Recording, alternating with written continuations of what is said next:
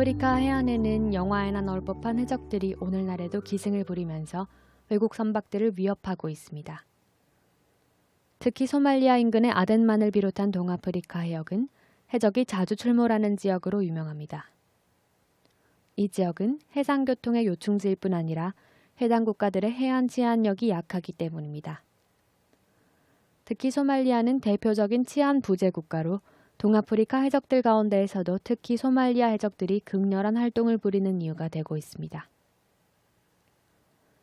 소말리아는 치안력뿐 아니라 오랜 내전으로 인해서 경제도 완전히 붕괴된 상태였습니다.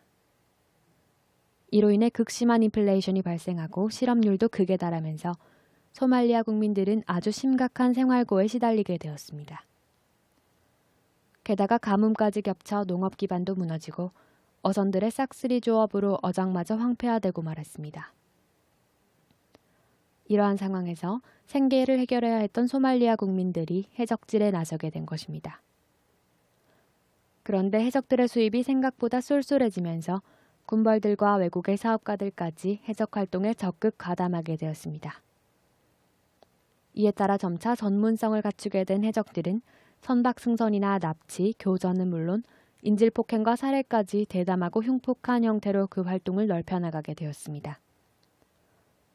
한동안 주요 해운국들의 해적 소탕 작전으로 동아프리카 해적 활동이 감소하는 추세였지만 지금은 다시 늘어나고 있다고 합니다.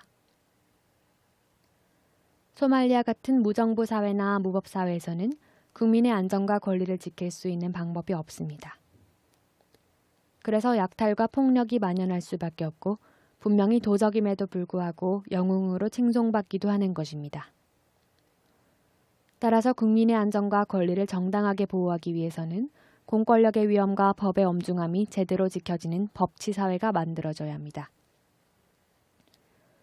반대로 정부가 모든 일에 개입해서 지시하고 시민의 행동을 통제하는 상태도 좋은 것은 아닙니다. 공권력이 무분별하게 동원되거나 사사건건 엄격한 잣대로 규제를 남용하는 통제사회도 바람직한 법치사회가 아니기 때문입니다.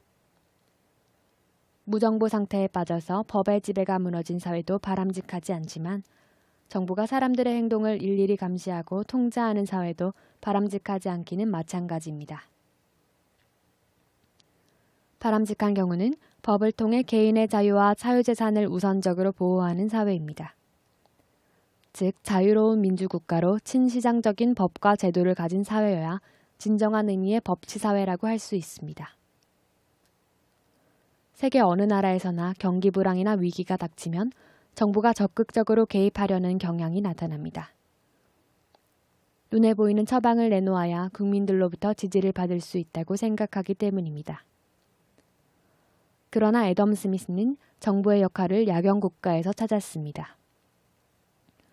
정부는 치안과 국방을 책임지고 나머지는 민간에 맡기라는 뜻입니다. 정부가 그 본질적인 역할에 충실할 경우 국가는 활력을 유지할 수 있기 때문입니다. 이런저런 일을 벌이면서 정부의 권력을 집중시켜왔던 나라들이 역사 속에서 밀려나거나 고배를 면치 못한 반면 정부가 꼭 해야 할 일에만 집중한 국가들이 경제 성장을 주도해온 사실이 이러한 원리를 잘 입증해줍니다. 기업 활동이 활발하게 일어나고 경제 성장이 잘 이루어지게 하기 위해서는 기본에 충실한 정부가 필요합니다. 이러한 정부는 시장 확대와 자유로운 거래 보장 등 시장 경제 원리에 부합하는 법과 제도를 가진 시장 친화적인 정부입니다. 우리나라는 시장 친화적인 개방 정책을 통해 산업화에 빠르게 성공한 나라입니다. 하지만 자유무역과 경제정책으로 얻어낸 산업화의 성공 과정에서 정부 개입주의가 끼어들면서 그 부작용도 있었습니다. 정부 주도의 부실 투자와 반시장적인 규제 등이 바로 그러한 예에 해당합니다. 우리나라가 저성장 흐름을 탈피하고 새로운 비즈니스가 활발히 이루어지는 나라가 되기 위해서는 불필요한 규제를 완화하는 시장 친화적인 노력이 절실합니다. 정부가 집중해서 해야 할 본연의 일, 곧 재산권 보호와 치안, 국방, 사회기반시설, 복지 등 법치와 자유경쟁을 보호하는 일들에 관해서는 정부가 분명하고 철저하게 그 역할을 수행해야 합니다. 바로 이것이 정부가 공권력의 위엄과 법의 엄격함을 유지해야 하는 진짜 이유입니다.